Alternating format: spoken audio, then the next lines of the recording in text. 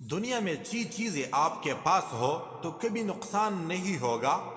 اچھی زبان، اچھا دوست، امانت داری، خوش اخلاقی، رزق حلال، ماں کی دعا، ہر اس چیز کو توڑ دو جس کو انسان نے بنایا ہے، لیکن انسان کا دل کبھی مت توڑنا جس کو خدا نے بنایا ہے۔ مسکراہٹ روح کی دروازے کھول دیتی ہے۔ خوشی غصے کا بہترین علاج ہے۔ شرم کی کشش حسن سے زیادہ ہے۔ نامکمل علم فساد پیدا کرتا ہے۔ انسان خود عظیم نہیں ہوتا، اس کا کردار اسے عظیم بناتا ہے۔ حضرت علی رضی اللہ تعالی عنہ سے کسی نے پوچھا دوست اور بھائی میں کیا فرق ہے؟ تو حضرت علی رضی اللہ تعالی عنہ نے فرمایا کہ دوست ہیرا اور بھائی سونا ہے۔ تو اس آدمی نے پوچھا آپ نے دوست کو قیمتی اور بھائی کو کم قیمتی کیوں کہا؟ تو آپ نے فرمایا اس لیے اگر سونا ٹوٹ جائے تو اس کو دوبارہ پگھلا کر جوڑا جا سکتا ہے، مگر ہیرا ٹوٹ جائے تو کبھی نہیں جڑ سکتا۔ دوستی کرنے سے پہلے صورت کو نہیں سیرت کو دیکھو۔ وقت دوست رشتے مفت ملتے ہیں، مگر ان کی قیمت تب معلوم ہوتی ہے جب یہ ہم سے کھو جاتے ہیں۔ ایک دفعہ ایک آدمی بہت زیادہ بیمار ہو گیا۔ اس کا ایک ہی بیٹا تھا۔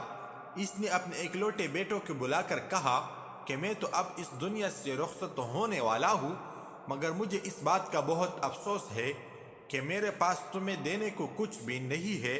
تمہیں اب اچھی زندگی گزارنے اور خود کو اس کا قابل بنانے کے لیے بہت محنت کرنی پڑے گی۔ میرے پاس نہ پیسے ہے نہ ہی شہرت، پھر بھی تمہیں اپنی طرف سے کچھ باتیں بتانا چاہتا ہوں۔ تم ساری زندگی ان 3 باتوں کا خیال رکھنا۔ وہ سے کبھی خوفزدہ مت ہونا۔ لوگ سب سے زیادہ وہ سے ڈرتے ہیں۔ دنیا کے بڑے بڑے حکمران بھی وہ سے ڈرتے ہیں۔ اس ایک وہ کی وجہ سے تمام کامرانیوں پر پانی پھر جاتا ہے۔ وہ کیا کہیں گے، وہ کیا سوچیں گے، وہ کیا کریں گے، بس تم وہ ڈرنا چھوڑ دو۔ کبھی بے جان اشیاء کو جمع کرنے پر زور مت دینا۔ اگر تم اس چکر میں پڑ گئے تو پھر بجائے اس کے کہ تم ان کو جمع کرو، یہ اشیاء تمہیں اپنے قابو میں کر لیں گے۔ تم صرف ضرورت کی چیزوں پر زور دینا۔ اگر تم نے پالتو چیزوں کو جمع کیا تو تم کبھی بھی سکون سے نہیں رہ پاؤ گے۔ تیسری بات یہ کہ ہمیشہ خود پر ہنسو۔